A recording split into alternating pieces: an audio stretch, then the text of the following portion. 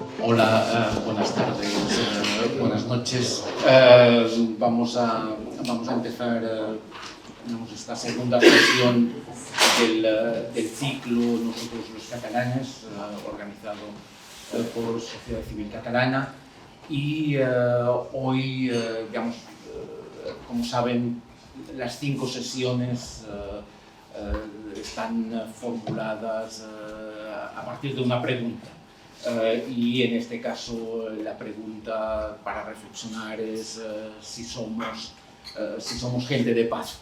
Hemos tomado en las 5 sesiones algunos juicios o prejuicios, a veces elaborados desde dentro y a veces desde fuera, sobre cómo nos vemos los catalanes, cómo nos ven a los catalanes, y también cómo algunos catalanes ven a otros catalanes, un poco todo mezclado. Y en esta sesión la idea es reflexionar sobre las cuestiones vinculadas con la violencia y con la democracia, básicamente, tanto las del presente como, eso depende de nuestra mesa, del pasado, si somos realmente... Pero es un tema que, como historiador, yo recuerdo un pequeño texto, era un pequeño librito de un historiador nacionalista importante, de Ferran Soldevila, uno de los grandes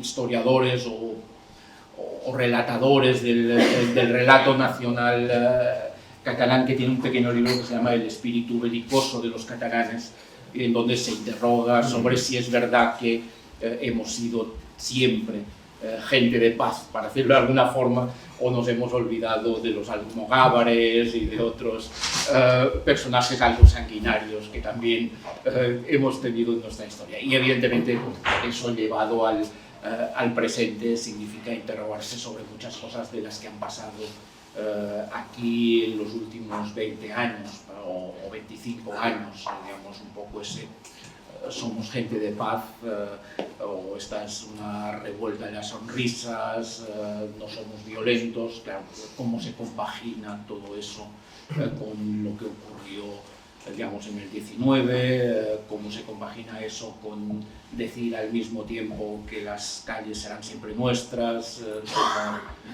cómo se compagina eso con, digamos, amedrentar a las familias que piden que sus hijos sean educados en otra lengua. Es decir, que, bueno, digamos, aquí hay un montón de cosas para ver. Digamos, Carlos Losada, que es quien va a dirigir la sesión, va a presentar a los dos invitados. Carlos es, digamos, ya ha estado en otros ciclos que hemos organizado, además, en este caso es un buen amigo. Es el jefe de informativos de COPE Catalunya, un periodista, un gran periodista, y simplemente yo le dejo la palabra y adelante. Muy bien, pues muchísimas gracias, Jordi, por tus palabras.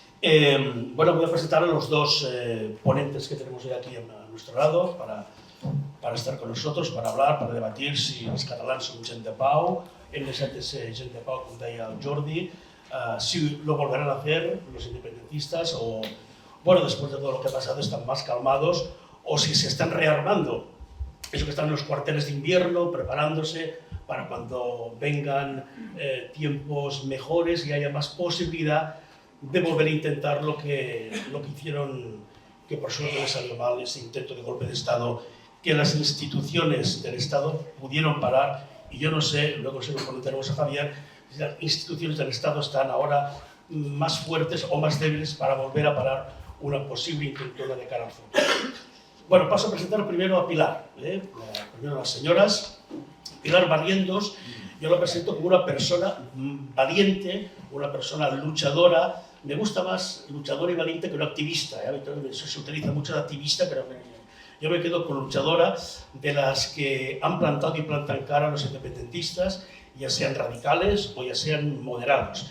Y lo hace con hechos y con palabras. Esta pedagoga la hemos visto vinculada a Ciudadanos, también a UPyD, y también liderando desde la presidencia y la portavocía un grupo de también valientes que se llaman los Segadors del Maresme, que que han limpiado y siguen limpiando aún calles y plazas de la propaganda amarilla independentista, ya sean lazos o ya sean esteladas, simbología ilegal y que por desgracia aún vemos en muchos pueblos y ciudades de Cataluña, sobre todo de Girona, símbolos que son la exclusión de lo que no piensan los independentistas. Yo calificaría a esto de los segadors de la Maresma, que nacieron en el año 2018, como unos valientes que asumen unos riesgos muy grandes y que poca gente se atrevería a asumir.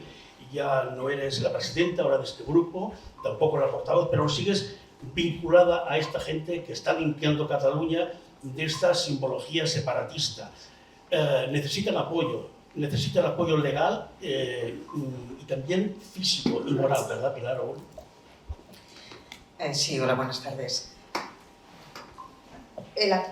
Yo reconozco que hemos sido un grupo y seguimos somos unos grupos que la verdad es que hemos obtenido siempre un gran apoyo entre la ciudadanía.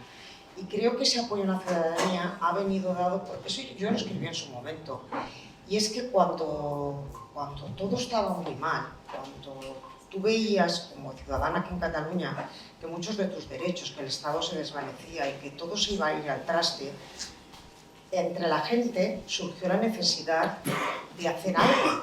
La gente tenía necesidad de hacer algo y de defender aquello en lo que creía. No todo el mundo lo puede hacer escribiendo, no todo el mundo lo puede hacer desde el aspecto jurídico, ¿no? Entonces, pero sí que tiene la gente la necesidad de poder hacerlo. Entonces, la gente salir a la calle y encontrarse en la puerta del colegio, en la farola, en la guardería, toda esta simbología, la gente explotó, porque ya estaban acostumbrados a oír todo será nuestro, las instituciones, pero ya cuando se dijo el mantra este de els carrers seran sempre nostres, eso fue como el detonante de decir, hombre, no, las calles también, no. Las calles son de todos. Las calles son de todos, ni tuyas ni mías. De todos. Muy bien. El otro ponente de hoy es un señor Javier Tajadura. Buenas tardes, Javier. Él es doctor en Derecho por la Universidad de Navarra, profesor titular de Derecho Constitucional de la Universidad del País Vasco desde el año 1996. También es colaborador del Correo desde 2008, si no me equivoco. Publica artículos bastantes en este periódico y también es colaborador del País y de Claves de la Razón Práctica. Ha realizado estancias de investigación e impartido conferencias en la Universidad de Lisboa, Bolonia, Palermo, Roma, y también ha realizado estancias investigadoras en el Consejo Constitucionalista de Francia y en el Tribunal Constitucional de Portugal. Por ahí voy bien, ¿no? Me dejo cositas, una cosa, pero es que tienes un currículum tan dejé de ser colaborador del País hace unos cuantos años, y ahora soy colaborador del que conste que eres una persona de mente abierta y que has estado en el País y ahora estás en el mundo también, ¿vale? Y fue también miembro del grupo de trabajo sobre la reforma de la Constitución del Consejo de Estado durante la 8ª legislatura. Y yo esto lo ligo, Javier, la primera pregunta, con eso que comentaba hace un momentito. Las instituciones del Estado están ahora más fuertes, menos fuertes, si los independentistas vuelven a intentarlo, vuelven a eso del ho tornarem a fer, intentar un segundo golpe de Estado, con todo lo que está pasando, el Constitucional, el Supremo, el Estado en sí está más débil, está más flojo. ¿Cómo lo ves como catedrático y profesor? Pues respondo brevemente a una pregunta inquietante, ¿no? Inquietante y acertada, pero antes quería decir que es para mí un honor estar aquí, compartir la mesa con Pilar, porque yo me limito a explicar el Estado de Derecho, la Constitución, los valores constitucionales, y estar aquí con una persona que defiende, una luchadora por la libertad y en el marco de una asociación como Sociedad Civil Catalana que tiene por razón de ser la defensa del Estado de Derecho, la defensa de la Constitución. El Estado está hoy más débil por dos razones, básicamente por dos razones. Primera, por quién está en la dirección del Estado. La Constitución atribuye la dirección política del Estado al gobierno, el gobierno de la nación. El artículo 97 es un artículo fundamental, dirige la administración, dirige la defensa del Estado. Entre las muchas funciones del gobierno está la defensa del Estado. Y entonces, ese gobierno que debiera defenderla, hoy en día se mantiene, digamos, en el poder gracias, o accedió incluso al poder, digamos, la investidura se produjo el año pasado, merced al apoyo de partidos políticos que quieren destruir el Estado. Es decir, entre ellos Esquerra Republicana de Cataluña o los que impulsaron la insurrección. Entonces, en la medida en que ese partido o otro como Bildu han pasado a formar parte de la dirección del Estado, lo están debilitando, porque en la dirección del Estado están quienes quieren destruirlo. Eso por un lado. Y luego, por otro lado, está más débil también porque hay que ver por qué fracasó, a qué se debió el fracaso de la insurrección del 17, y entonces la segunda vez siempre es más fácil hacerlo. Pongo una analogía con lo que está ocurriendo en Estados Unidos. Trump fracasó en su primer mandato en el proceso de destrucción de la democracia liberal americana, pero podría, habiendo aprendido de los errores, en este segundo mandato hacer algo más. Bien, y básicamente, ¿por qué fracasó en el 2017? Fracasó, entre otras cosas, gracias a la actuación ejemplar de Su Majestad el Rey, que en aquel discurso del 3 de octubre fue decisivo para impulsar la acción de los poderes públicos. Y fracasó también, hay que decirlo, gracias a que el gobierno actuó después del discurso del Rey y pidió la autorización del Senado para aplicar el 155, por la intervención del ministro de Hacienda. El ministro de Hacienda, señor Montoro, cortó inmediatamente el flujo financiero a la Generalitat, con lo cual ya no iban a disponer de fondos en el supuesto de que la insurrección siguiera adelante. Estaba, de hecho, entonces el presunto apoyo de Rusia, que decía, no pasa nada, nosotros tenemos dinero. Pero ahora, ¿qué pasa? Si llegara a materializarse, digamos, las dos concesiones más graves que ha hecho tantas, ¿no?, desde la ley de amnistía, que ha supuesto la destrucción del Estado de Derecho en sus pilares esenciales, si llegara a materializarse ese oxímoron que es el concierto económico solidario, que en definitiva es atribuir a Cataluña la posibilidad que tiene Navarra y el País Vasco de tener una hacienda propia, lo que ocurrió en el 2017 ya no se podría hacer. El Estado ya no podría cerrar el grifo, si me permiten la expresión, porque aquí ya tendrían una hacienda que habría recaudado la totalidad de los impuestos y tendría el dinero para financiar.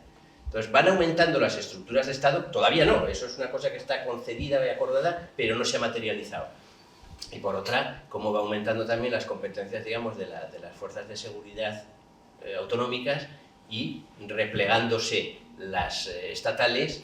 Y el ejemplo sería si se cede también la competencia en materia de fronteras, de inmigración, y en las fronteras pues estuvieran también protegidas por los Mossos de Escuadra y no por la Guardia Civil. Entonces, en la medida en que se refuerzan esas estructuras de Estado catalanas, se refuerza y se debilita el poder central. Y si a eso se añade que el poder central pues, está respaldado por partidos antisistema, la situación no es muy halagüeña. Dibujas un panorama que invita a pensar que lo tornarán a hacer, que lo pueden volver a hacer si quieren, ¿no? Porque lo de la hacienda propia, lo del sistema de financiación lo tienen bastante encarrilado.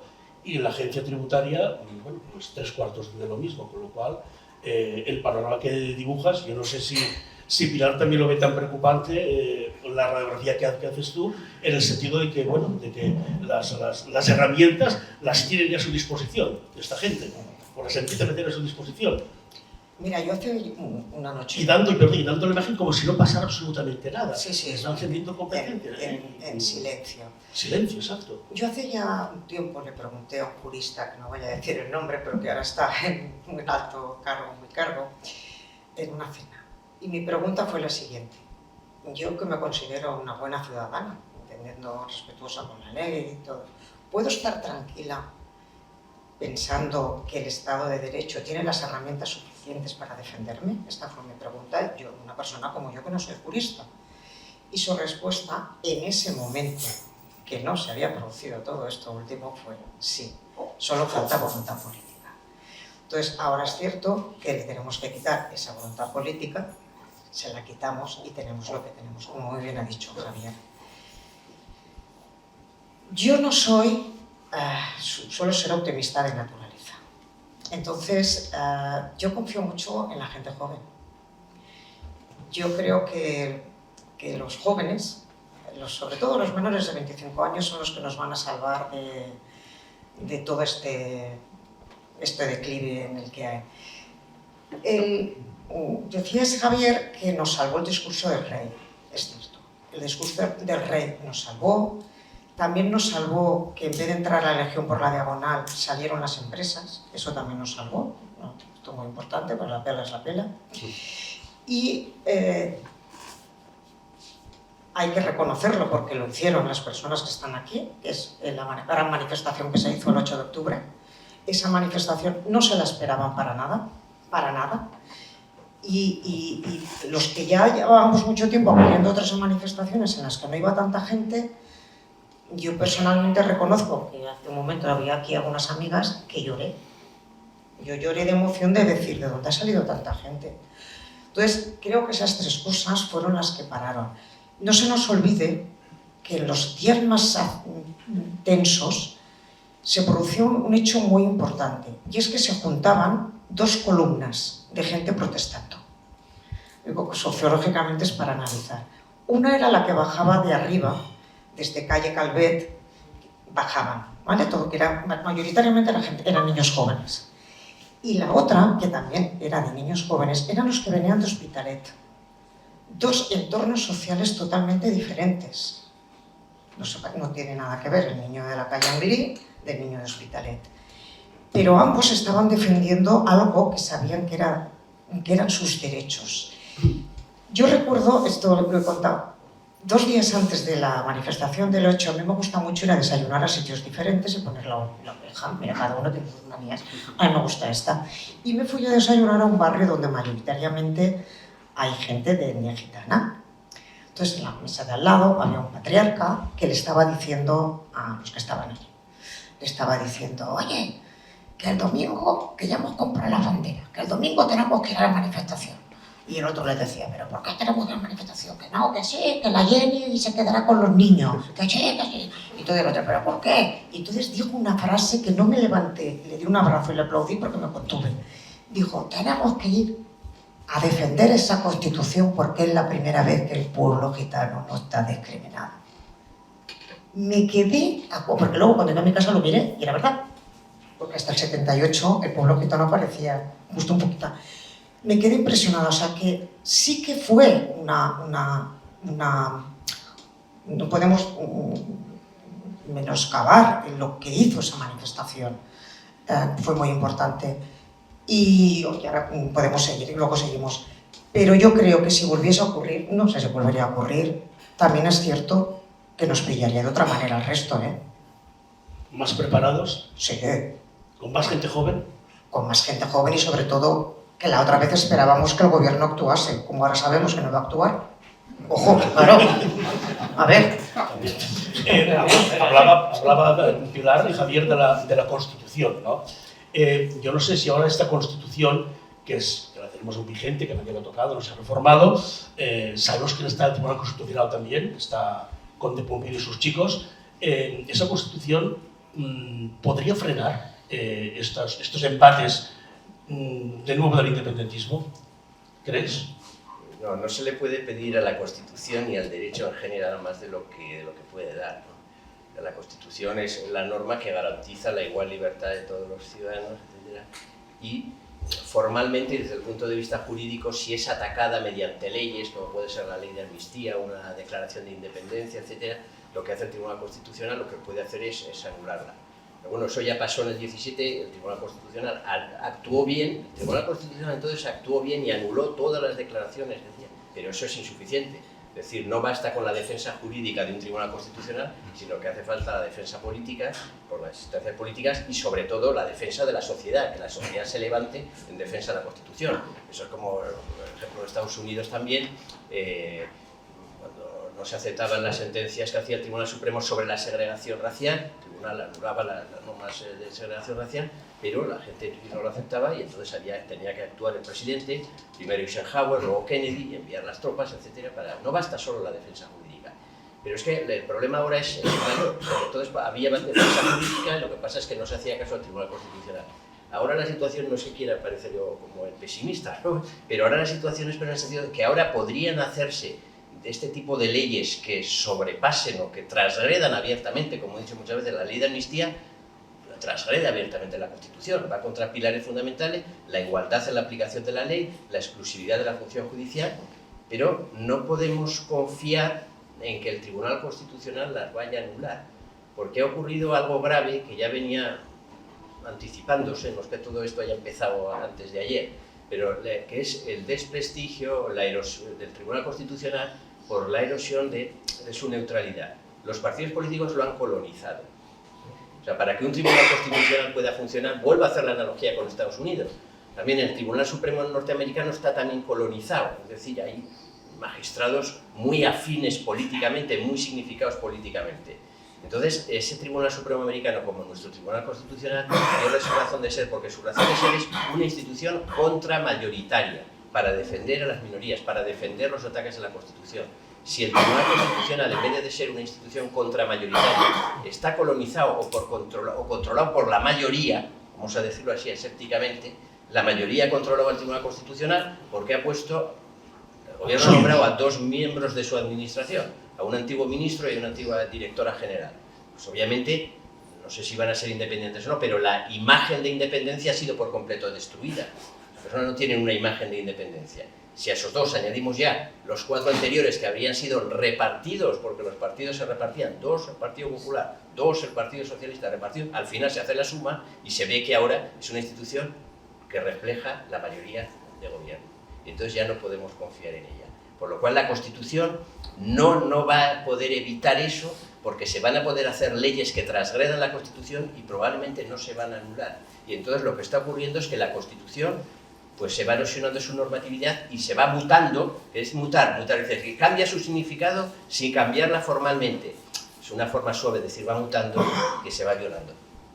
La van adaptando a lo que les interesa a ellos, ¿no? Pilar, ¿cómo lo ves?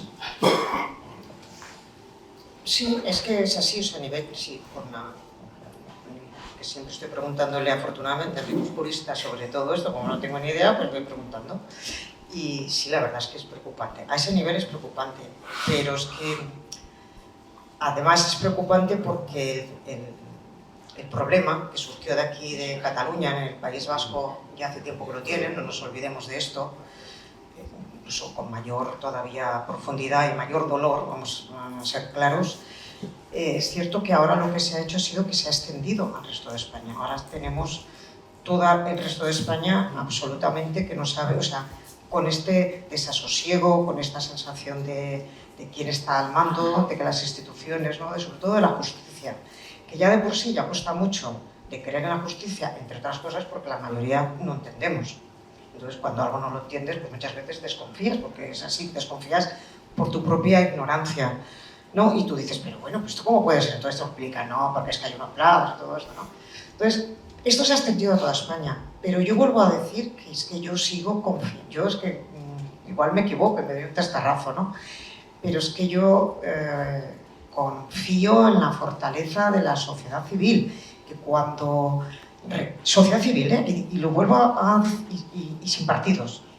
O sea, tal cual, ¿eh? Porque eso está bien. Civil catalana. Vamos. Sociedad civil catalana, burgalesa o de Teruel, es igual. Pero creo en ellos porque cuando las personas vean, las personas se mueven básicamente o por dinero, por ideales, en algunos casos así como muy románticos. Cuando digo románticos también me refiero a algunos políticos, pueden ser, ¿verdad? Pero también por sensación de pérdidas de libertades. Cuando la gente se ve muy acorralada, la gente normalmente, ¿no? Porque es humano, ¿no? ¿Qué está pasando? Y yo creo que la gente, si se sigue presionando de tal manera a la gente, al personal, yo creo que la gente explotará. Tendrá que ser un explote ciudadano, cívico, ¿no? Siempre. Esto Un poco lo que estamos viendo quizá con lo que pasa con el catalán aquí en Cataluña, ¿no? Esta presión que hay porque todo sea en catalán, porque la escuela sea en catalán, que en el patio se hable en catalán. Mira, yo sí. Al final lo que estás consiguiendo, en cierta manera, es un rechazo hacia esta lengua que todos queremos. Exactamente. I la que la parlem habitualment molts, no? Sí. Estàs fent és que dius, ara parlem castellà, perquè em dóna la gana. Y porque se ha asociado, claro. Quan més obligues a fer una cosa, fan al revés, no? Y porque se ha asociado, mayoritariamente se ha asociado el hecho de hablar una determinada lengua, se ha querido asociar a un determinado pensamiento político, y ese es el error. Entonces, yo os recomiendo a algunos que cojáis algún día cuando os aburráis, cojáis el H4, es un autobús que atraviesa casi toda Barcelona. Entonces, atraviesa un montón de institutos y universidades. Me parece que son 2 universidades y atraviesa desde los públicos a los concertados, privados, todos. 1:30. Entre la 1:30 y las 2 os sentáis en el autobús, os ponéis en la parte de atrás, aquí, los asientos aquellos de aquí es de 4, y os sentáis ahí, ¿eh? Yo es que lo hago estas cosas, las hago, me encanta. Y escuchéis a los jóvenes que están... Eres una observadora de la... Sí, es que me encanta, es que es así. Y escuchéis a los jóvenes que salen, imaginaros, desde Sant Just, que llega el autobús, todo lo que atraviesan todos los colegios jesuitas, las escuelas Pies, no sé qué, no sé cuánto, pero luego llega, no todo, los hogares Mundet, están hasta el moño, o sea, están hasta el moño, entre lo del idioma, más la política woke, no, es verdad, los tienes que oír, ¿eh? No es que lo diga yo, pues de verdad os animo a que lo hagáis esta experiencia. Están hartos, entonces, por eso confío en ellos, porque nos van a salvar porque no tienen prejuicios, te lo decía antes. A cualquiera de nosotros que tenemos una cierta edad, te dicen es que eres un franquista, ¿no? Y te entra como un sarpullido, porque, ¿no? y ya te pones a intentar defenderte de eso. Pues no, ¿cómo me dices eso? Si mi padre, si mi abuelo, ¿no? Es como si tuvieses que justificarte. A muchos de estos le dices un franquista, y como a muchos ellos igual no lo saben, pues se quedan tan anchos. Entonces, esto... Eso también es malo, que no... Bueno, no, pero para lo que vamos va bien. Para lo que vamos va bien porque no tienen complejos previos. Y yo confío mucho en ellos. Y fijaros, es que me gusta la observación, que todos estos partidos de izquierdas que estamos siempre diciendo que había que votar a partir de los 16 años, han dejado de decirlo. Están todos callados. Han dejado de decir que se dé el voto a los de 16 años, porque saben que esa franja la tienen perdida ahora, en estos momentos. ¿Vale? Entonces las cosas no pasan porque sí, siempre hay que hacer puzzles. Muy interesante. Eso de la observación de subirte en un autobús y ir dando vueltas. Javier, desde tu observatorio en Navarra, sobre todo, y País Vasco también, eso de que son gent de paz los catalanes, ¿tú cómo lo ves? ¿Tú crees que somos gente de paz los catalanes? ¿O éramos gente de paz y después de todo lo que ha pasado, bueno, esa imagen de que somos gente de paz con la quema de contenedores, hemos recuperado años pasados, épocas pretéritas? Yo creo que esa... un poco más el micrófono, sí, para que... En Cataluña, como en Navarra, como en el País Vasco, hay gente de paz y gente que no es de paz. O sea, eso... La pregunta implícita también un poco esas generalizaciones que nunca son buenas ni acertadas. Pero bueno, sobre ello ya pues habría que hacer la crítica a esa misma noción de identidad colectiva, como si hubiera una identidad colectiva catalana o vasca y identificar esa identidad, no, y los que pertenecen a ese grupo, los que tienen esa identidad catalana, se identifica con la paz. Digo, y los que tienen la identidad alemana son belicosos, ¿no? Porque durante un tiempo Alemania fue un país muy belicoso. O sea, hay que huir de eso. El propio concepto de identidad colectiva, los catalanes como si fueran un grupo, digamos, esencial, identitario, natural, las comunidades son artificiales. Y hay de tantas identidades catalanes, eso es una de las pocas cosas que una vez en un debate en el Parlamento Vasco, Patxi López, que dice muchas cosas que no tiene razón, otras veces sí, como pasa con cualquier persona, ¿no? Y entonces una vez respondió sobre la identidad y dijo aquella frase que yo creo que es una de las frases más lúcidas que ha dicho Patxi López en el Parlamento Vasco: en el País Vasco hay 2 millones de identidades. 2 millones, porque somos 2 millones de ciudadanos. Pues en Cataluña hay 8 millones de identidades. Y hay unos que son de paz, que son gente de paz y otros no.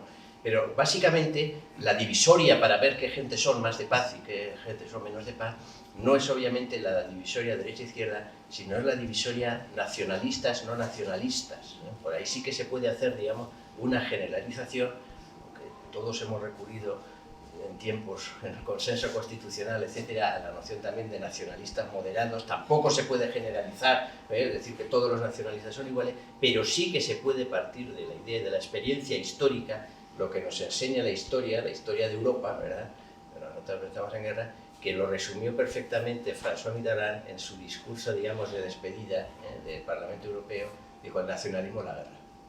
El nacionalismo la guerra, y lo que estaba reproduciendo es pues el pensamiento de este gran escritor austriaco, de Stefan Zweig.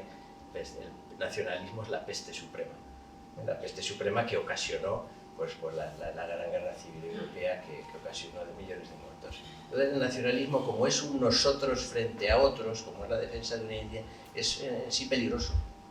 es peligroso. Entonces el nacionalismo puede conducir a la guerra, mientras que, bueno, lo estamos viendo ahora en la escena internacional, mientras que, ¿por qué? Pues como ideología. Mientras que el liberalismo, la democracia liberal, el cosmopolitismo, etcétera, pues es más fácil el libre comercio, las relaciones pacíficas. El nacionalismo, el que sea nacionalista es más difícil que sea gente de paz, ¿no? Entonces eso como... ¿Nacionalista o independentista? ¿Cómo Claro. es una línea divisoria? Buena pregunta, pero a sus últimas consecuencias entiendo que es nacionalista el que profesa la ideología de la nación y que por lo tanto entiende que ese grupo que él cree que existe, que tiene una esencia y que existe naturalmente, sea el que sea, tiene derecho a tener un Estado, ¿no? Que profesa la ideología de la nación es de cada grupo cultural, homogéneo, etcétera, que existe en su cosmovisión, tiene derecho a tener un Estado. Entonces el nacionalista es separatista. Y que luego además va a colisionar con otros. Entonces el nacionalismo ya es perturbador desde ese punto de vista y luego sobre todo porque en realidad esa idea de identidad colectiva no solo que puede ser beneficiosa, sino que es incompatible con la idea de libertad individual que defiende Pilar, la igual libertad de todos los ciudadanos, con la idea de libertad individual que la persona tiene derecho al libre desarrollo de su personalidad y puede actuar como quiera y no por pertenecer a una identidad, me da igual, étnica, religiosa, nacional, etcétera, un grupo tenga que subordinarse a ese grupo. Entonces la identidad arrasa con la libertad individual y eso también es fuente de conflictos. Pilar, el autobús, ¿qué decías? I hablando si som gent de pau o no som gent de pau, els catalans, del que tornarem a fer, nos ha hablado Jordi antes dels almogávares. Tú me has dicho, Carlos, pregúntame de los almogávares. Pregúntame de los almogávares. ¿Qué ocurre con los almogávares? No, Porque es una cosa que me la dices, por favor. Es que... Y ahora me ha venido sí, no, es que me hizo... Cuando lo del ciclo, he estado pensando, pensaba, ¿somos gente de paz o no somos gente de paz? Y con los almogávares. Entonces, claro, yo con todos mis respetos, Jordi, claro, yo pensaba, bueno, es que, a ver, no es por nada, pero que hay que repartir también para otros, porque los almogávares eran también aragoneses. De hecho, ¿vale? Su grito de cuando iban a conquistar era «Despertafierro, Aragón, Aragón, Aragón». O sea que esto lo digo como dato. Yo no creo, a ver, evidentemente me pasa como a ti, o sea, yo no creo que por el hecho de pertenecer. Primero, que entendiendo como catalán, como diría Jordi Pujol, todo aquel que vive y trabaja en Cataluña, ¿qué entendemos por catalán? ¿No? Eso para lo primero. Yo no creo que determinados comportamientos o sentimientos que puedan llegar a un acto violento tengan que ver con la nacionalidad, ni con el origen, ni con nada. No lo creo. Sí que creo que mayoritariamente se han producido movimientos de grupos violentos en épocas muy determinadas, pero si la historia no me falla, normalmente tenían un trasfondo mayoritariamente económico. Detrás había intereses económicos. En este caso, en la del 17, lo que ocurrió en el 17, todos sabemos que en el fondo fue como, por decirlo así, la revolución de los burgueses. Y muchos nos reíamos porque cuanto más grande era la casa, más grande era la estelada. Entonces, porque es así. Entonces, o que todos sabíamos que convocaban una manifestación o un tall de no sé qué, però a les 10 a casa fer la sopeta amb la mama, porque se tenían que marchar a la caseta de l'Empordà. Entonces, no había necesidad de... Si los que hubiesen salido a la calle reivindicando esa independencia hubiesen sido los obreros, digo, entendiendo como obreros lo que históricamente hemos entendido como movimiento obrero, ¿vale? Yo creo que, ojo, ¿vale? Pero acordaros que hasta para los actos más violentos de los primeros días tuvieron que traer a los caminantes blancos, bueno, no son los caminantes blancos, me refiero a que se tuvieron que traer a todos los anarquistas aquellos que se trajeron de media Europa y que los alojaron en todos los hoteles de Barcelona, que estaban todos llenos de ellos, ¿vale? Es decir, claro que hay movimientos violentos, grupos, pero eso, vale, pues sí, pero no son, y sobre todo una cosa muy importante, fijaros bien una cosa muy importante, en las manifestaciones de los constitucionalistas, por decirlo así, hasta hace muy poquito, y los que... Veo aquí gente que también ha participado muchas de hace muchos años. Nunca llevábamos a los niños pequeños. Nunca. ¿Por qué? Porque desconfiábamos de las autoridades y de las fuerzas del orden. Sin embargo, en el otro lado, los llevaban, los lucían, incluso los ponían como delantera. ¿Por qué? Porque confiaban. Si en el 17 no se hubiesen encontrado aquí con las fuerzas del orden, no nos olvidemos que en Cataluña, y además lo reivindico porque muchas veces me han dicho, recuérdanoslo, o sea, recuérdalos y haznos nombrar. Hay muchos ayuntamientos que tienen policía local y que esa policía local está bajo las órdenes del alcalde de turno, que mayoritariamente suele ser nacionalista, moderados y moderados, nacionalista, ¿vale? Esa gente siempre ha estado con miedo. Entonces, si esa fuerza no lo hubiesen tenido, posiblemente no se hubiesen atrevido a tanto. Por eso pues, se pudieron atrever a cortar el aeropuerto, a cortar el AVE, a cortar todo lo que les diese la gana, a hacer hogueras, que si yo seguro que me pongo a hacer una hoguera aquí para hacer una sardinada, la que me cae es gorda. Es decir, una sensación de impunidad, porque tenían esa sensación de impunidad. Si esa sensación se la hubiesen quitado, no lo hubiesen hecho. No era porque fuesen valientes, era porque estaban protegidos. Es diferente. Para mí esto es muy diferente. Entonces, por eso digo que yo creo que si otra vez volviese a pasar, posiblemente encontrarían a otro grupo de gente que siempre ha estado esperando que fuese la ley y el orden la que nos defendiese, que quizás ante el miedo de que, oiga, que igual es que esta no nos van a defender, vamos a hacer algo. Esto es lo que pienso. O sea que la desobediencia ahora ya no sería un camino tan viable para conseguir los frutos que ellos pretendían, ya no tienen tanta fuerza esta desobediencia. Me ha parecido muy interesante lo que ha dicho Pilar, poner de manifiesto que la insurrección del 17 fue una rebelión de los ricos.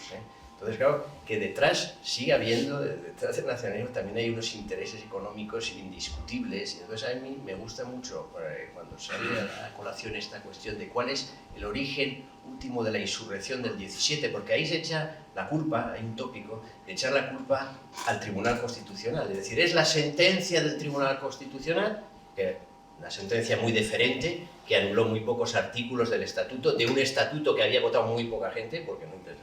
Pero se dice, entonces, ¿cómo reacciona la sentencia del Tribunal Constitucional? Se desencadena. No, basta ver la cronología, las sentencias del año 2010, y el otro empieza en el 2012, ya con más... O sea, ahí hay 2 años de margen, no van a esperar. En el 11 se monta la ANC. Ahí. Pero yo siempre he sostenido que el verdadero desencadenante, bueno, fue posible la insurrección porque durante décadas ya el control de la educación, de los medios de comunicación, etcétera, había permitido un adoctrinamiento que permitía en cualquier momento poner en marcha el proceso. Pero sobre todo se acelera o se activa no como reacción al tribunal, sino como reacción a las protestas sociales que había contra el gobierno de Mas, por 2 razones, por los recortes y por la política de austeridad, que fue bastante más radical que la del gobierno del Partido Popular a nivel nacional, y unido esa política de austeridad a ultranza con el escándalo de corrupción sistémica del partido del porcentaje, que hubo que disolverlo por ser financiado irregularmente. Y entonces, como salida, bueno, el proceso podía ponerse en marcha porque ya tenía los instrumentos, se activa y se precipita. Pero como una rebelión de los ricos, o sea por eso. Sobre si la desobediencia ahora, la pregunta que si tiene... Sí, sería viable ahora volver a ese camino de la desobediencia que se actuó de manera tan impune, ¿no? No pasaba nada porque lo tenían todo controlado, nadie les decía nada y Cataluña es nuestra. Adelante.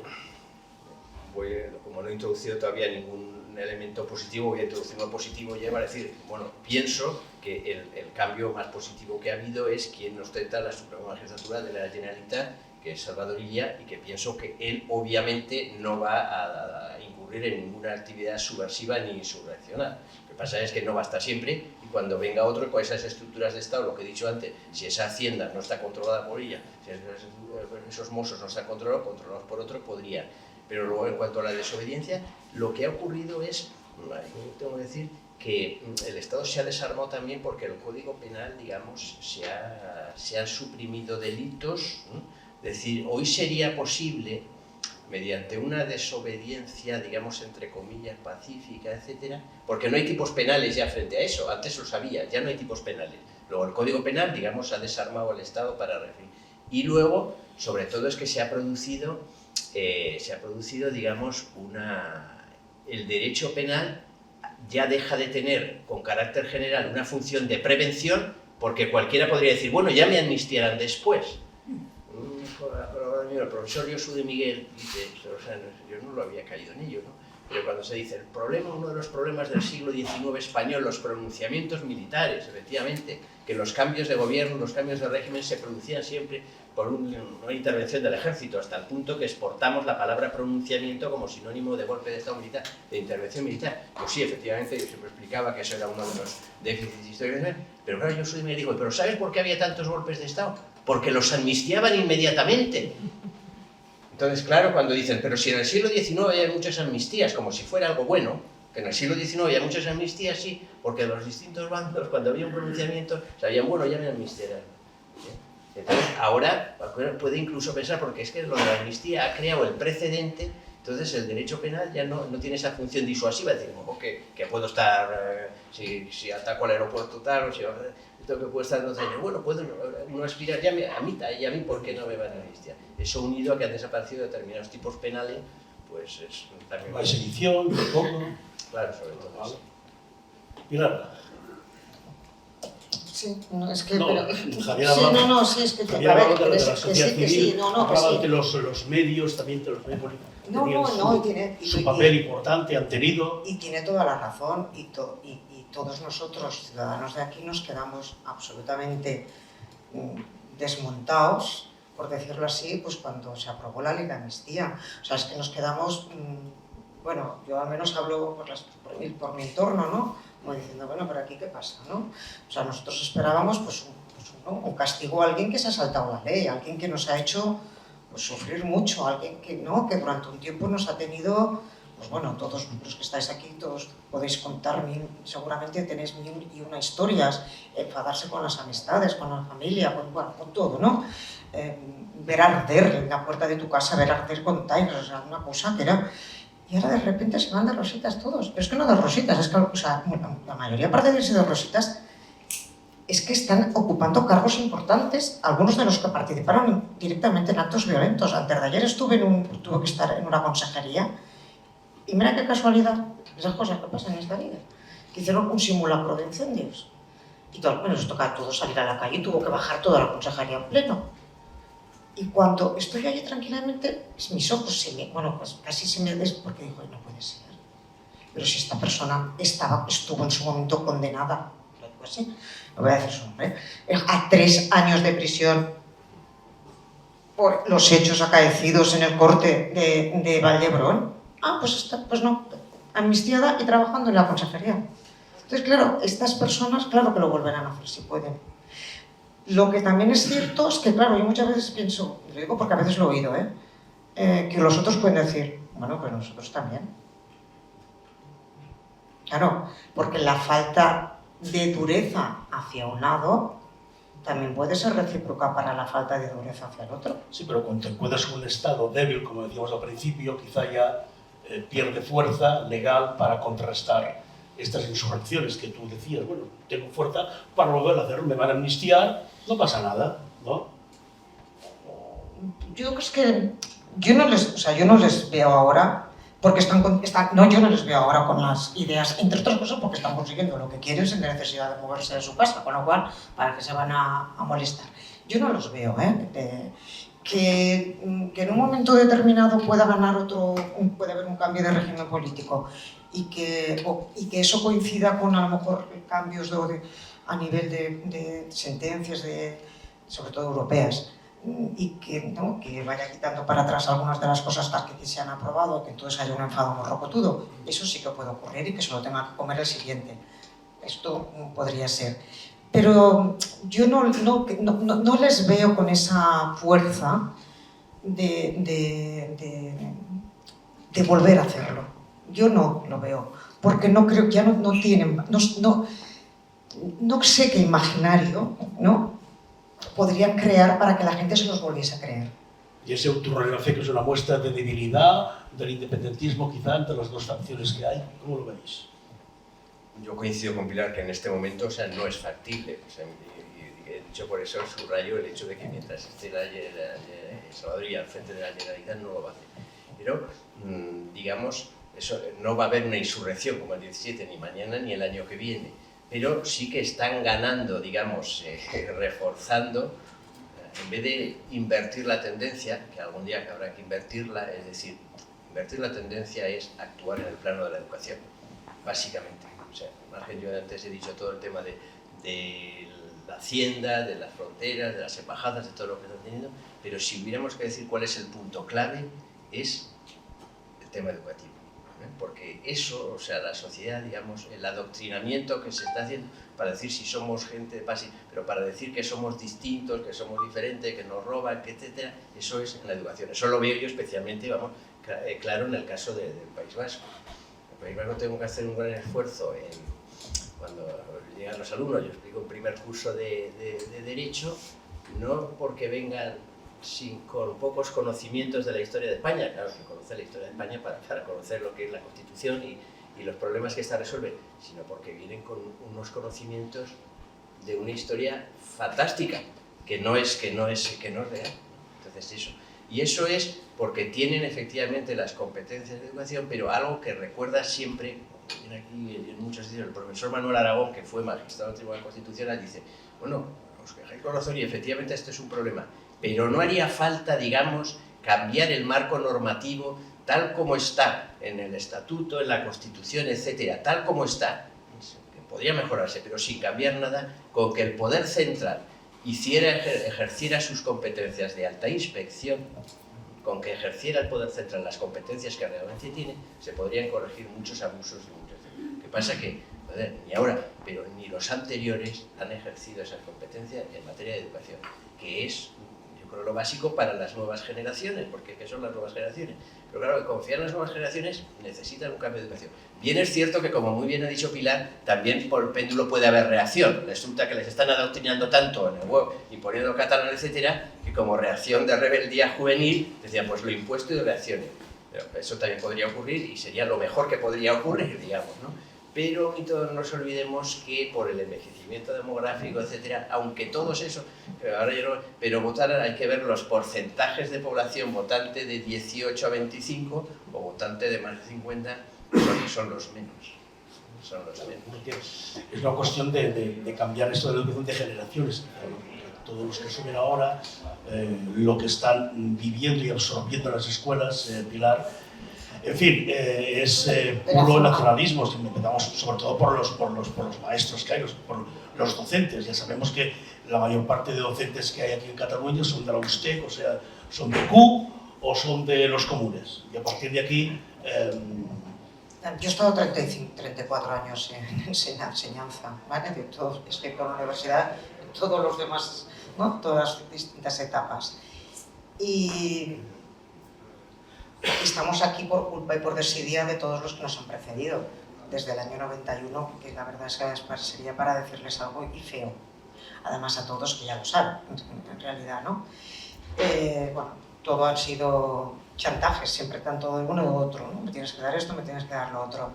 Más que los profesores en sí, lo que está absolutamente politizado son las direcciones.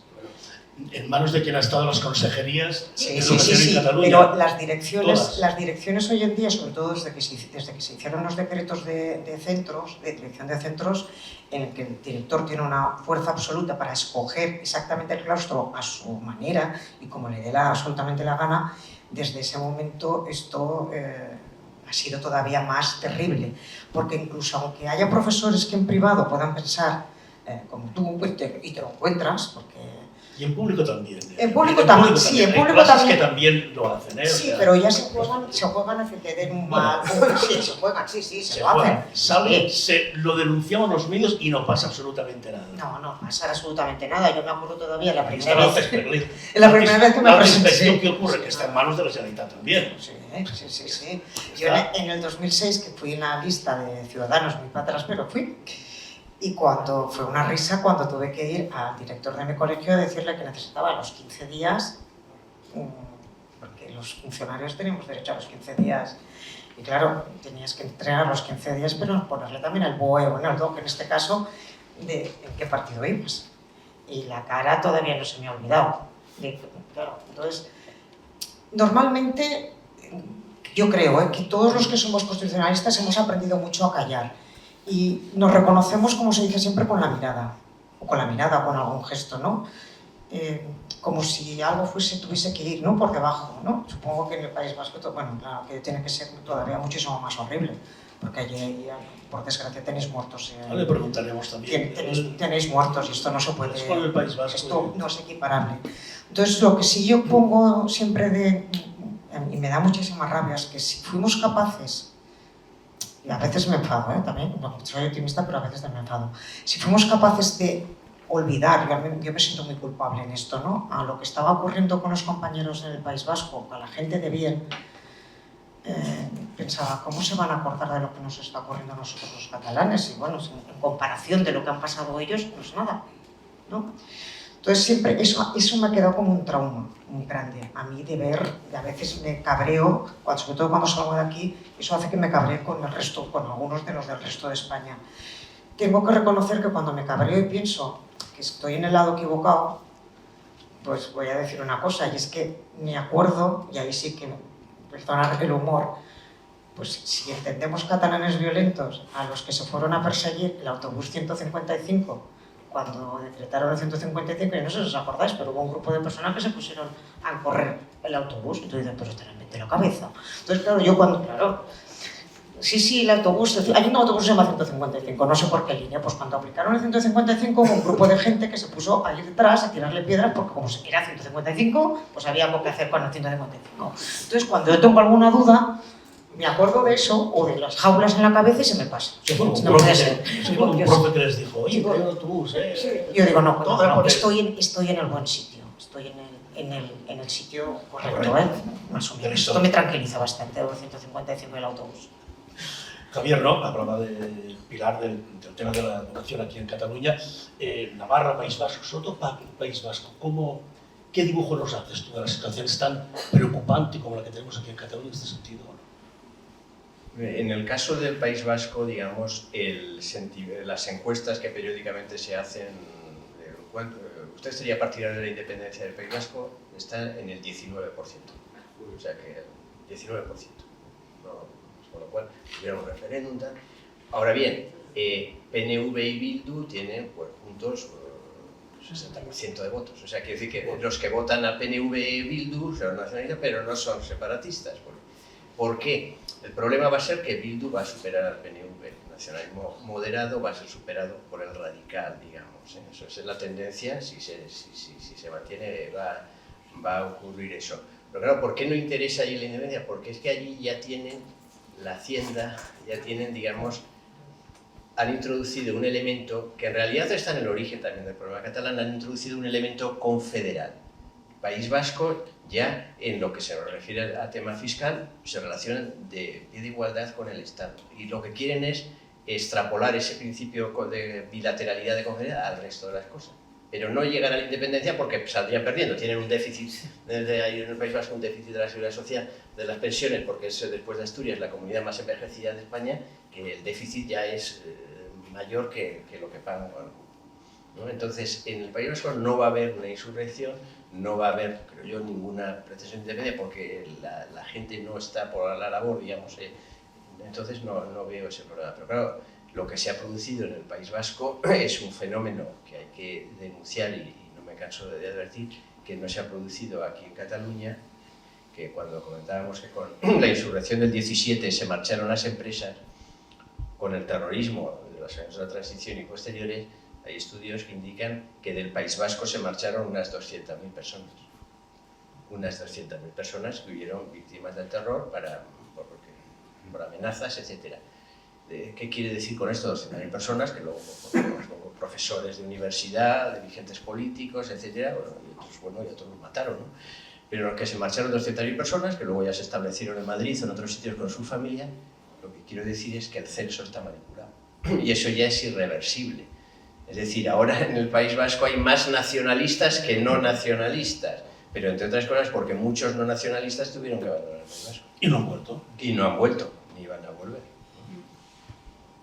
Y el sistema educativo en el País Vasco es como el que tenemos en Cataluña, catalán, castellano, euskera, castellano, o hay tres vías. No, prácticamente, digamos, ahora ya se ha ido imponiendo el sistema de que es el castellano únicamente una asignatura. Pero a pesar de eso, digamos, y con eso que se han destinado todos los recursos posibles y demás, digamos que ha tocado techo, porque, por ejemplo, pues yo entré en la universidad en el año 96 sin saber euskera y sigo sin saber euskera, pero ya ahora no podría entrar, digamos que ahora ya todos los profesores que han entrado en los últimos 25 años al departamento saben euskera. De 60 y tantos creo que solamente estamos 3 que no sabemos euskera. Pero a pesar de eso, cuando sales, yo voy en el autobús también, yo no conduzco, yo bajo de la facultad a Bilbao en el autobús, no oyes hablar euskera.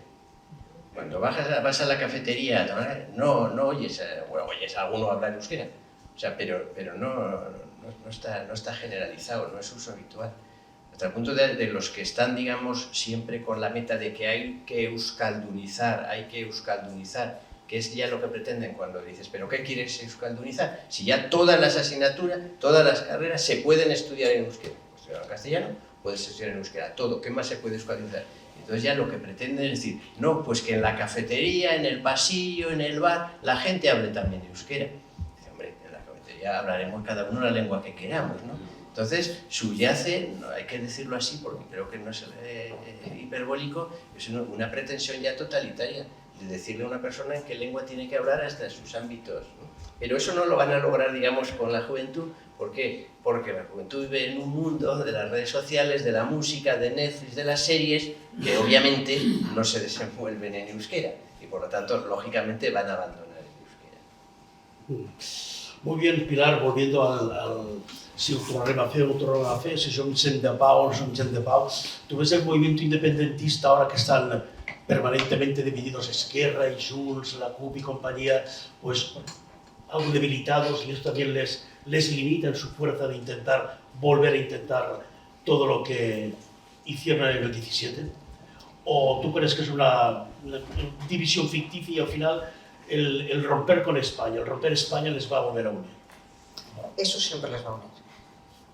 O sea, si en algo se tienen que poner de acuerdo sería en esa idea. O sea, hay dos mantras que son las que les unirían. Uno, una lengua, una nación, está, por supuesto, primero, y el segundo es la de romper con España. Ya, eso es lo único que no tiene partido político. Ya está. O sea, es así de sencillo. Es en lo que se puede unir, por decirlo de alguna manera. En el resto de las cosas, pues no doy Junts, cuando la CUP ya me explicarás. O sea, yo a veces cuando me enfado les digo, voy a votar a la CUP para que todos los que tenéis tanto dinero os quedéis sin nada porque os los quitarán nosotros, claro, pero es así. Entonces, pero esas dos cosas son lo que les... Pegamento, ¿no? Es el pegamento, es el pegamento. También es cierto que en estos últimos años la mayoría de los ayuntamientos incluso pequeños están todos peleados, todos ellos, y se enfadan y no se hacen mociones de censura o se quitan y se ponen, yo lo veo porque, o se reparten 2 años tú, 2 años yo, ¿no? Y yo creo que eso también hace que la gente de los pueblos, hablo de poblaciones pequeñas, sobre todo Barcelona es diferente, creo que le ha abierto muchos ojos a las personas, o sea, ver este espectáculo dantesco, ¿no? de enfadarse, no enfadarse, te quito, te pongo, ha hecho como que la gente, yo creo que mucha gente incluso se ha borrado de sus redes fotos en las que tenían sus años, yo recuerdo el año 14, yo no sé si os acordáis del año 14, pero la diada del año 14 a mí se me va a quedar aquí, porque es que parecía como un enjambre de gente saliendo por todos los lados, o sea, algo impresionante, de verdad, ¿eh? Entonces, mucha gente que en su momento ha quitado esas fotos, como si se avergonzase, como diciendo, pero ¿yo qué hacía haciendo esto? Han visto que les engañaron. Cuidado. Sí. Bueno, quizás esto cuesta de reconocer, porque como ser humano cuesta mucho reconocer que te han engañado, ¿no? Pero vamos a decir que a mí que me esperen.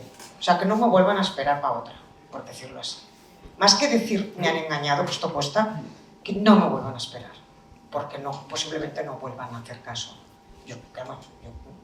Por lo que se ve, ¿eh? Y más, además es que ¿pero por qué van a salir si lo tienen todo? Pues es lo que está diciendo. O sea, ¿qué necesidad tienen de estar pidiendo la independencia y están consiguiendo todo? ¿Ninguna? ¿No? O sea, si yo ahora voy pidiendo, voy llorando, me van dando todo, pues ¿para qué voy a seguir? Llorando tampoco, ¿eh? Bueno, tampoco es que no. Efectivamente, es que ahora al final se me ha ido el santo cielo. Pero cuando he dicho la influencia que tiene, digamos, el caso vasco con relación con el caso catalán, recuerdo que en el año 2006, cuando se empieza el nuevo estatuto, me acuerdo, Pascual Maragall, como representante, hablaba de qué es lo que querían. Ya se le dijo que el estatuto iba a ser inconstitucional. Pero yo recuerdo textualmente que decía algo así como: de nada nos serviría, hablaba de los que querían, no les bastaba el estatuto anterior y querían uno nuevo, de nada nos serviría un estatuto que dijera, artículo primero, Cataluña es una nación, o sea que no puede ser porque sería inconstitucional, ¿no? Pero de nada nos serviría, Cataluña es una nación, artículo segundo, Cataluña tiene competencia sobre esto, todas las que usted quiere. Pero, ¿qué más quiere? Un estatuto que diga Cataluña es una nación y tiene competencia sobre todo, pues eso no nos serviría para nada. ¿Cómo que no? Nosotros queremos un estatuto que nos proporcione a los catalanes los mismos niveles de financiación que tiene un vasco o un navarro. O sea, lo que querían era lo que quieren ahora, lo de la hacienda y el concierto económico que llaman solidario, porque claro, es un oxímoron, porque el concierto por definición es insolidario. Entonces ahí está el origen. Pero claro, se les respondía, y el gobierno de Rajoy, cuando iba más y les pedía conciertos, le decía que mire usted, es inconstitucional. ¿Por qué es inconstitucional? Pues que la Constitución dice, disposición adicional primera, que eso solo cabe para Navarra y para el País Vasco. A ustedes se les ofreció en su momento, dijeron que no, ustedes decían, pero es que nos arrepentimos, no sabíamos que iba a salir como salió el resultado, porque hay que decirlo, en eso un navarro o un vasco, el nivel de financiación del gasto público del Estado para un navarro vasco es el doble que para cualquier ciudadano de otra comunidad, de las 15 comunidades de régimen común. Hay una sobrefinanciación foral. Bien, pero porque la Constitución reconoce, digamos, esa financiación especial para País Vasco y Navarra, que es un escándalo cómo se aplica, y lo digo yo que vivo en Navarra y País Vasco, es un escándalo. Se podría corregir eso si simplemente País Vasco y Navarra aportaran a la hacienda estatal una mayor cantidad de dinero en función de lo que han recaudado y no solo una cantidad pactada o mercadeada con el gobierno de turno, como se mercadean las competencias, se mercadea el cupo. Pero entonces ahí sí que hay una razón para que se queje, digamos, el catalán, pero como el mallorquín o el madrileño, digo, el que vive en Mallorca o el que vive en Madrid, que está infrafinanciado. Entonces ahí sí que estaba ese origen, pero ahora el País Vasco ahora no les interesa para nada independizarse. A Cataluña reclamaba eso, pero si ahora ya lo va a conseguir también, porque van a ser también igual de guapos, entre comillas, si me permite la expresión, que los vascos y navarros, porque van a tener también su concierto solidario, pero eso ¿cómo lo van a hacer? O sea, eso ya lo han acordado y lo han pactado.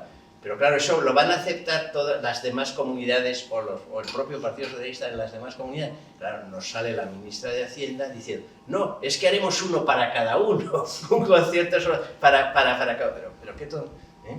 O sea, eso son unas tonterías que bueno, el papel lo aguanta todo, pero no sabemos cómo. El inicio de todo fue el primer estatuto cuando los vascos tuvieron la suerte, la virtud, la agilidad negociadora, de conseguir un buen sistema de financiación. Y Cataluña, el señor Pujol, con Trias Fargas y compañía, dijo, no, nosotros no queremos la financiación, no queremos el dinero, la hacienda, no queremos recaudar, queremos competencias políticas. Y ahí fue el principio del fin que nos ha llevado a lo que estamos ahora, lo que decía Javier, queremos dinero y lo hemos de conseguir como sea. Bueno, yo creo que ha sido muy interesante lo que os ha explicado Javier y lo que ha explicado Pilar, pero yo creo que el público que nos acompaña tendrá ganas de interrogarles y seguro que hará preguntas más interesantes y más inteligentes que las que he hecho yo. Entonces, esta compañera y amiga nos va a pasar el micrófono a quien quiera preguntar, ya sea Pilar o sea Javier. Adelante. Puramente por alusiones.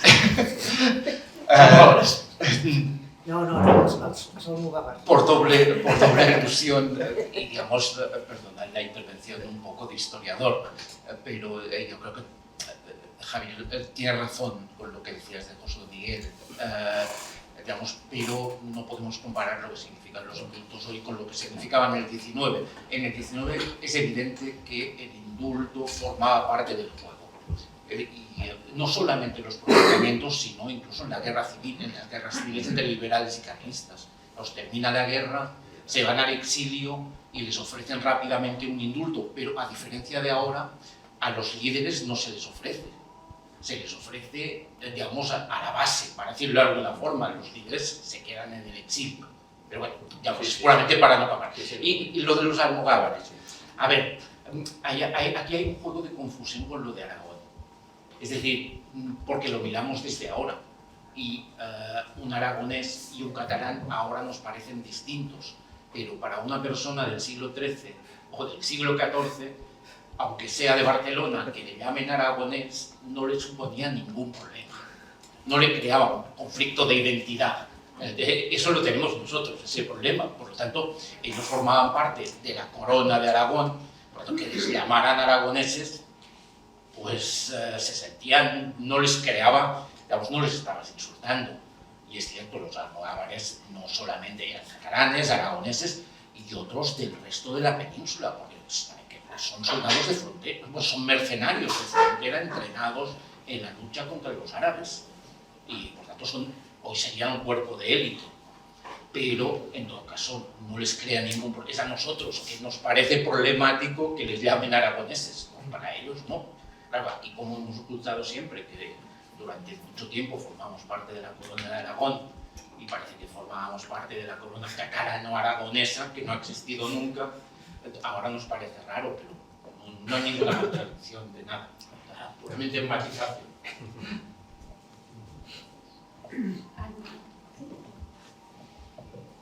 Aparte de la educación, no olvidemos los medios de comunicación.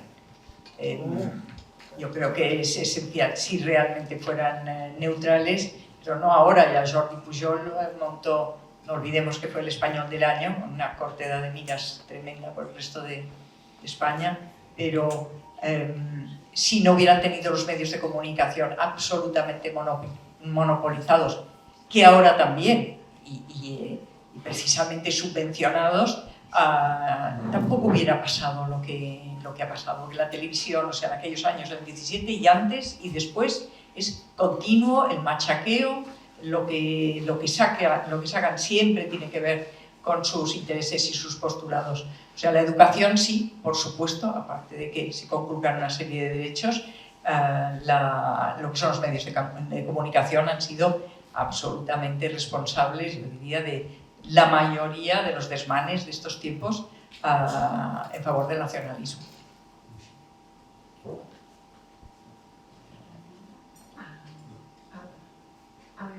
Sí. Buenas. Respecto de lo último que ha puesto sobre la mesa, sobre que lo tienen todo, que no les interesa ya ser un Estado, pero la idea de un Estado asociado se podría planear. Bien, bueno, muchas gracias sí, por la matización oportuna de Jordi y por la pregunta de Lidia. He dicho sobre educación, también medios de comunicación. El problema de los medios de comunicación, además, trasciende, digamos, al caso catalán y al caso que nos ocupa y acaba con un problema, digamos, estructural que tiene España como democracia, ¿no? Y es que en España no hay BBC. ¿Qué quiere decir que no hay BBC? No hay unos medios de comunicación independientes y neutrales, sino que allí donde hay una televisión, a nivel nacional, la televisión española, el gobierno, lo hemos visto, la colonización, como su preocupación es controlar televisión, y ha sido dramático y muy lamentable que fue cuando la Dana, precisamente cuando después de la catástrofe que había asolado Valencia y habían muerto más de 200 personas, la principal preocupación del gobierno a la mañana siguiente fue que se celebrara el pleno del Congreso para poder con urgencia máxima hacer el control. Pero digo eso, el gobierno de España con la televisión española, como el de la Comunidad Autónoma de Madrid, que también llaman Teleayuso, porque también se preocupa de controlar sobre todo. Y entonces en una comunidad en que ha estado gobernada por nacionalistas, pues si en unos sitios es el PP que se preocupa de controlar su televisión o es el PSOE, aquí han sido los gobiernos nacionales los que han preocupado por controlarla y colonizarla, con el añadido, claro, de lo que no se han limitado a hacer el culto al líder, digamos, del partido político, sino que además lo han hecho de la doctrina. Entonces el problema del control de los medios de comunicación, pero ese es el problema también, como decíamos, del Tribunal Constitucional, que los partidos lo colonizan todo, pero a nivel nacional ese es un gran problema y en las demás comunidades, pero aquí los que han colonizado todo son los partidos nacionalistas. Entonces, claro, eso mientras no se acabe con ese problema. Y luego, muy interesante, lo de Estado asociado. Realmente lo de Estado asociado, ese es claro, es lo que dicen, porque ellos son muy europeos, no quieren, digo el caso del País Vasco, el Partido Nacionalista Vasco, la vinculación con el Consejo Federal del Movimiento Europeo, es que ellos ya, digamos, son una hacienda asociada. Desde el punto de vista fiscal, ya son confederales. La confederación es una idea de Estado asociado, digamos, porque no existe el Estado confederal, solo existe o el Estado unitario o el Estado federal, no existe el Estado confederal, existe la confederación de Estados, varios Estados que se asocian, se organizan mediante un tratado internacional, mediante una confederación. Y si aplicaran extrapolaran lo de Hacienda a todos los ámbitos, serían pues, un Estado asociado dentro de una confederación española. Y a eso es a lo que vamos, digamos, esa es la mayoría, digamos, de gobierno, esa idea que tiene lo del Estado plurinacional. Pero cuando dicen lo de Estado plurinacional, ¿qué es lo que quieren hacer? Transformar el Estado constitucional en un supuesto Estado confederal que como tal no existe y por lo tanto sería en una confederación de Estados. Una confederación que sería una confederación de repúblicas. Por eso el baluarte, digamos, es la corona. Mientras exista la monarquía del Reino de España, eso no podrá ser posible. De ahí la importancia que tiene la corona como clave de bóveda del sistema, también como integración y como freno a eso. Y en ese sentido, pues cumple la corona un papel similar como en Bélgica. En Bélgica, si no hubiera monarca, si no hubiera rey de los belgas, Bélgica tiene muchísimos problemas prácticamente es un país dividido en dos, incluso cada partido político está dividido en dos, el valón y el flamenco, etc. Dice, lo único que tienen en común es el rey. Hubo una crisis constitucional gravísima cuando hace años el rey Balduino se niega a firmar una ley. Imagínense que el rey Felipe VI se niega a firmar una ley. Y simplemente por razones de conciencia, que era despenalizar la interrupción del embarazo, y él por razones de conciencia dice, no puedo firmar eso. Claro, usted tiene que firmar, porque y no firmó. Entonces, eso si pasa en cualquier sitio, la monarquía acaba. Pero no obstante, los belgas resolvieron fraudulentamente, el rey dejó de ser rey unas horas, cosa que no está previsible que un rey pueda dejar de ser rey, y luego vuelve y le dice, bueno, no lo vuelvo a hacer, ¿eh? No lo voy a volver a hacer. Bien, entonces, ¿por qué hicieron eso? Porque eran conscientes de que si caía la monarquía no iba a haber una república de Bélgica, sino que iba a haber por lo menos dos, si no tres, probablemente de república. Entonces lo mismo puede pasar en España. Si cayera la monarquía iba a haber una serie de repúblicas dentro de la república confederada o de la confederación, como lo llamen, el nombre es lo de menos, plurinacional o estados asociados o lo que sea. Pero eso implica la destrucción de un estado basado en la igual libertad de todos los ciudadanos. Llámenlo como le llamen. Una situación parecida a la que se produjo aquí con la ley de amnistía, ¿no? Que el rey tiene que firmar o no tiene que firmar. Al final, el rey Felipe está obligado a firmar porque el control de si la ley es constitucional o no corresponde al Tribunal Constitucional.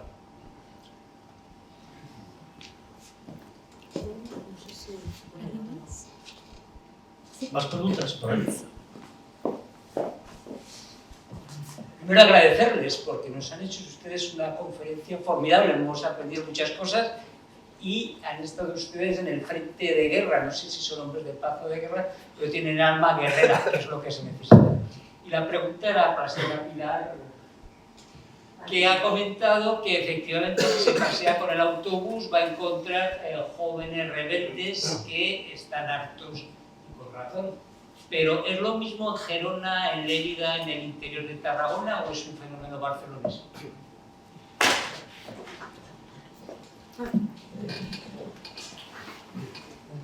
La verdad es que por Gerona hace tiempo que no. Pero vamos controlando, ¿eh? Pero yo creo que es esto no lo tengo tan observado, ¿eh? Pero yo creo que es un fenómeno que se está extendiendo en todos. Por una sencilla razón, porque mientras que los mayores están preocupados, los mayores me refiero a algunos, ¿no? Están preocupados por unas cosas, los jóvenes están preocupados por otras muy diferentes. Y esas mismas preocupaciones que tienen los jóvenes, que son otras muy diferentes de los que tienen estos de la Casa de la Estelada, quan més gran, més estelada, va a hacer que cambien. Y están cambiando. ¿Por qué? Porque están preocupados por la vivienda, por su propia seguridad, por salir una noche a la discoteca y no tener una pelea en la puerta de la discoteca, por que le puedan decir a una chica guapa o no, o a un chico, me da lo mismo, ¿no? Y que no tengas que hacer la broma o no la broma, bueno, lo que sea, ¿no? Creo que está cambiando en todos. me da la sensación de que va a cambiar, pero no solamente que esté cambiando aquí, también, yo creo que está cambiando a nivel europeo y ya no me atrevo a decir por mundial, pero no lo sé. Pero creo que está cambiando porque se ha agobiado demasiado y entonces los problemas no tienen nada que ver de lo que se están hablando unos como problemas, ahora mismo lo que estamos nosotros hablando como problemas, ¿no? Que si estelada, que si independencia, que si, bueno, todas estas cosas, pues la verdad es que a la mayoría de las personas con las que uno puede encontrarse mañana, sinceramente, es así de triste, pero es así, sinceramente, pues igual les van a importar muy poco, porque en su día a día esto no les afecta. ¿Cuándo les importó? Cuando se vieron mucho, no les afecta o no se dan cuenta. Vamos a arreglarlo, vamos a ir, lo matizo, tienes razón, Javier. No se es consciente de esas decisiones que están tomando, lo grave que puede ser para su futuro y para lo de sus hijos, a no ser que seas una persona que estés muy informada. Por eso creo que cada uno de nosotros, desde nuestro núcleo, creo que tenemos que ser unas personas que, y es una cosa que yo agradezco tanto a Javier como a otras personas juristas que conozco, a Manuel Aragón, que no está aquí, pero que sepas que yo me lo sentaría en el sofá de mi casa para irle preguntando cada momento cosas, el que nos vayan explicando y nos vayan dando herramientas pedagógicas, cuando digo herramientas me refiero a razonamientos, para sin enfadarse, con tranquilidad, con tal, ir un poco pues, haciendo nuestro propio discurso entre nuestros cercanos, con mucha calma, ¿vale? Porque ya se sabe que el que grita pierde, entonces, ya está, como que el que grita pierde, pues nosotros con mucha calma. Ir poco a poco, cada uno en nuestros pequeños ámbitos, que muchos de los que estáis aquí ya lo hacemos, ¿no? Pero tenemos que hacer más, sobre todo este trabajo pedagógico, que no se está haciendo en las escuelas, la tenemos perdida, pero bueno, es que dice que educar es la tribu. Yo soy de las que creen eso, con lo cual, como es la tribu. Se educa en casa. Como es no en casa, y en el bar y en el autobús. Entonces, como yo creo en eso, creo que ese es nuestro fin. No, el no cejar, sin hacernos pesados, ¿no? Pero el cargarnos de razones, escuchando a gente que nos las puede explicar muy bien, los juristas a su manera que nos lo explican. Me acuerdo con Teresa cuando una vez nos explicó, hay que escribir no sé qué de los pares, y le dije, pues que no podemos escribir los pares porque tú sales a la calle y la gente va a pensar que es pares y nones, lo tenemos que decir de otra manera. Entonces, claro, hay que explicarlo muy bien, con mucha tranquilidad, pero sin cansarnos. Y venga, y venga, y venga. Y los que sepan escribir, pues que los sepan, porque no, pues que lo vayan, donde puedan, que lo vayan escribiendo, y si puede ser, que no lo escriban para ellos, para lucirse, sino que lo escriban para que el que lo lea lo entienda y lo pueda reproducir. Creo que esa es la obligación de los que todavía nos queda un poco de ideas de las libertades o de luchar o de todo lo demás, siempre respetando la idea de la libertad de los demás, porque es así. Yo te respeto, si tú en mi casa tú puedes poner la estelada, pero en la farola no. En tu casa, pues la estelada que quieras. Como si quieres, todo, te dejo todo, pero en la farola no, porque también es mía. Es así de sencillo. Esto, una vez y otra vez, y yo creo que lo conseguiremos. Abundando en lo que ha dicho Pilar, el problema está en que nosotros tenemos un problema de organización territorial del Estado que no funciona. Basta repetir lo que pasó en la COVID o lo que pasó el otro día con la DANA, etc. O sea, la organización territorial del Estado no funciona y entonces hay que acometer su reforma y abordar ese problema. Pero el problema nacionalista, la insurrección catalana, las demandas vascas, contamina todo el problema, de modo que estamos debatiendo, perdiendo energías, esfuerzos, etc. Es decir, oye, ¿cómo se van a sentir mejor ahí con la generación? Para que los catalanes se sientan mejor, se sientan más cómodos. Entonces, y no nos preguntamos, bueno, no es que se sienta uno, cada uno se siente cómodo en su casa, donde fuere, pero lo que hay que ver es cómo vamos a organizar el Estado para que funcione mejor, el Estado, para que si vuelve otra crisis como la del COVID, no vuelva a España a ser, después de Inglaterra, el país que más muertos por habitantes tiene, y ese tipo de cosas. Pero a eso no estamos dedicando los esfuerzos, sino lo otro, porque el otro contamina el problema. Y entonces la juventud, lo que hay que hacer, la pedagogía, abundando en el argumento de Pilar, es decirle, cuáles son los problemas para la juventud, y no para la juventud, pero bueno, sobre todo para la juventud. Acceso a la vivienda, para todos, ya los que son un poco más mayores, deterioro del sistema de salud pública, pues ni el problema de la vivienda ni el problema de salud pública van a poder abordarse y resolverse y encauzarse en España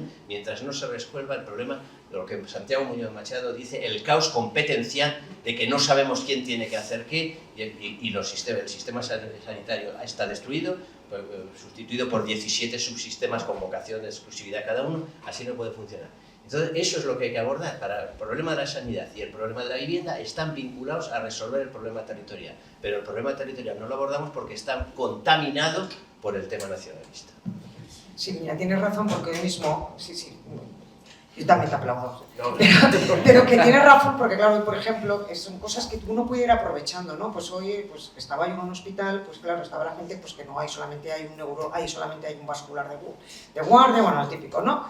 Y claro, porque claro, pero la autonomía, sí, claro, al final tienes que girarte y decirle, perdón, es que no es la autonomía, es que esto tiene que ver con el Estado que no está poniendo las suficientes plazas MIR para cubrir todas las jubilaciones que se van a producir de la generación del baby boom, somos nosotros, que son los que entraron ahora y están especialistas y se van a jubilar la mitad en los próximos 3 o 4 años, porque es así lo que va a ocurrir. Entonces, claro, si la gente se te queda así como diciendo, ahí va, pues no se me había ocurrido pensar que es que el problema de los MIR es un problema de Estado, porque es así, digo, y como eso, lo lanzo como idea de que como eso puedes ir diciendo, pero me refiero sin despeinarte, ¿no? Dejándoles con la duda, sí, no busques, tú tienes un poquito, ya está, y déjalo y ya está, te vas. Porque es así, es que es un problema de Estado, es que mientras claro, nosotros estamos hablando de estas cosas y nuestros jóvenes y nuestros hijos están preocupados pues, por los trabajos, por la porquería de sueldos que cobran, etcétera, etcétera, etcétera, por su futuro, por muchísimas cosas que no tienen sentido. Y mientras nosotros estamos ahora hablando de que sí lo tenemos que hablar y luchamos, pero quizás, pues eso, vamos a hablar a lo grande, porque si no siempre nos quedamos en el pequeño, nos enmascaran, nos hacen caer en su trampa, nos enmascaran, ¿no? Y nos tiran así el capote y hola, venga, calla.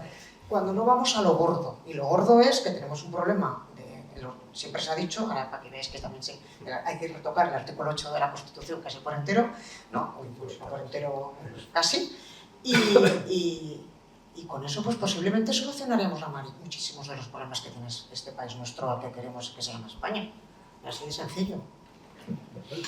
¿Alguna pregunta más? Allá, al fondo.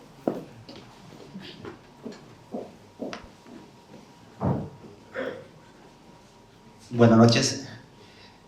Lo que queremos aquí en Cataluña es que en las escuelas, en los institutos, en las universidades se imparta en catalán y en castellano, para que los estudiantes, algunos que sepan catalán, pues lo van a entender en catalán y algunos que son de castellano, pues en castellano. Lo que importa es que salgan buenos profesionales, y si salen buenos profesionales van a ganar mejor.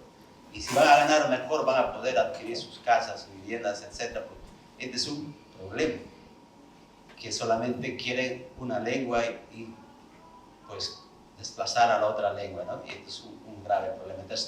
Entonces, pedagogía que tenemos que hacer, y que muchos, ya los jóvenes lo saben, que esto nos llevó a un atraso grande, todos estos 20, 30 años desde que empezó, ¿no? Y luego, otro, la buena administración. La buena administración en el gobierno de turno, sea de izquierda, derecha, lo que sea, pero buena administración con políticas reales, viendo en la ciudadanía qué es lo que necesita la ciudadanía: vivienda, salud, bienestar, seguridad, etc. No se ve nada de eso. Lo que se ve es como si fuera un rencor, un odio adentro, y que no queremos el desarrollo de nuestra sociedad. Barcelona, Cataluña ha sido locomotora de España, y ahora ¿dónde estamos? Tendríamos que tener vergüenza, ¿no? Y esto no lo es. Si necesitamos un profesional, un ingeniero, un arquitecto, un médico en Cataluña, ¿qué importa de que me habla inglés o castellano? Lo que importa es su profesionalidad y que nos sirva para la sociedad, y así la sociedad se levanta. Si es un ingeniero de industrias, pues aquí me trabaja, pero no lo voy a obligar a que sepa catalán para contratarle, porque eso es lamentable, porque muchos médicos se han ido de aquí de Cataluña porque le obligan a tener un A, un B, un C o no sé qué. Lo que me importa es su profesionalidad, y entonces eso hace a que nuestra calidad de atención crece y la sociedad mejorará. Eso es lo que quiero decir. Bueno, es lo que hemos comentado. Bueno, tú comentabas lo de los MIR antes, muchos MIR no quieren venir aquí a Cataluña por el problema que comentaba este señor, el tema de la lengua. Somos la comunidad autónoma que menos MIR vienen a Cataluña. Pero sobre todo hay una cosa muy importante que quiero que tengan en cuenta. Y es que España, lo digo, es que además lo tengo reciente porque lo publiqué el otro día, el viernes, en un artículo. España incumple. España y todas las organizaciones incumple. Bueno, incumple. ¿No? Todas las leyes del Parlamento Europeo, la UNESCO, UNICEF y no sé si hay más, las incumple todas. Todas. En estos momentos, se está incumpliendo. El artículo 18 de una resolución del Parlamento Europeo del 2020 dice, es que no lo sé de memoria, que en contextos multilingüísticos aquellos niños que tengan discapacidades deben de ser educados, así de claro, en la lengua que los padres prefieran. Más claro no se puede decir, es que eso lo entiende, no hace falta hacer ninguna... No, lo entiendo yo a la primera, sin ser jurista. Entonces, tú dices, ¿qué parte no ha entendido aquí de que te están diciendo que los niños, y más, y añade, especialmente aquellos niños con de espectro autista, ¿vale? Entonces, tú dices, mandé. Pero esto es vergonzoso que no se cumpla, pero también es vergonzoso, y ahí es donde tenemos que alzar la voz, y lo vamos a alzar, en que todas las asociaciones, organismos, instituciones, fundaciones, bueno, ahí va, reales patronatos también, ahí va todo junto, cada año hacen su informe de análisis. Oye, ninguno dice nada, se ve que esto no se les ha olvidado, nadie dice lo que está ocurriendo, pero es que es un incumplimiento de la ley, así de claro. O sea que animo a la gente a que lo diga, se está incumpliendo la ley. Porque la tengo en la cabeza, artículo 18 del 2020 del Parlamento Europeo. La última disposición de los que vinieron en la misión europea, aquellos que vinieron a la misión europea, en su informe lo dicen bien claro. Es que más claro no lo pueden decir tampoco. Y encima dicen, añaden, y que piden que este informe que han hecho sea visto y analizado por las instituciones de la Generalitat, del Estado, el Síndic de Greuges, el Defensor del Pueblo, como se dice todo el mundo. ¿Alguien ha dicho algo? Bueno, pues entonces lo que aquí necesitamos es un ejército de juristas, con perdón, ¿no? Bueno, aparte de unos activistas y gente muy concienciada, un ejército de juristas, que ya sabemos que no vamos a tenerlo con duro, pero bueno, ya estamos en el bando de los pobres, con lo cual, por eso no tenemos esteladas en las ventanas. Entonces, para llevarlos a donde haga falta, si están incumpliendo, y eso no puede ser, esto es muy grave. Y sé que Sociedad está ahora haciendo uno muy importante, o sea que felicidades, porque sé que estáis haciendo ahora un tema muy importante a nivel político y ese es el camino. No dejarlos, como dice una buena amiga en común, pie pared. Pica pedra, pica molta pedra. Muy bien, pues, ¿alguna pregunta más? Yo creo que ha sido un debate interesante, enriquecedor, tanto por parte de Javier como por parte de esta luchadora, ella de activista y de luchadora, que es Pilar Garrido. Pero me río mucho. Y te lo pasas bien viajando en autobús, arriba y abajo. Lo probaremos, es interesante, es una buena en fin, radiografía y fotografía para ver cómo está la situación. Queda más bonito decir esto, que en vez de decir que es que he ido al autobús o me he ido a desayunar, queda más bonito que vas a hacer un análisis de campo. Queda más bonito. Muy bien, pues muchísimas gracias. Gracias a Jordi Canal por habernos invitado, a Javier,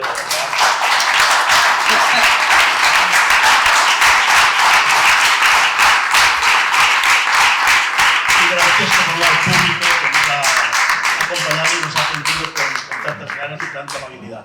No os olvidéis que tenemos una cita pronto con otra sesión que preparará la gente sobre sociedad civil catalana. Gracias, Elda, gracias, Ferran, y gracias a todos.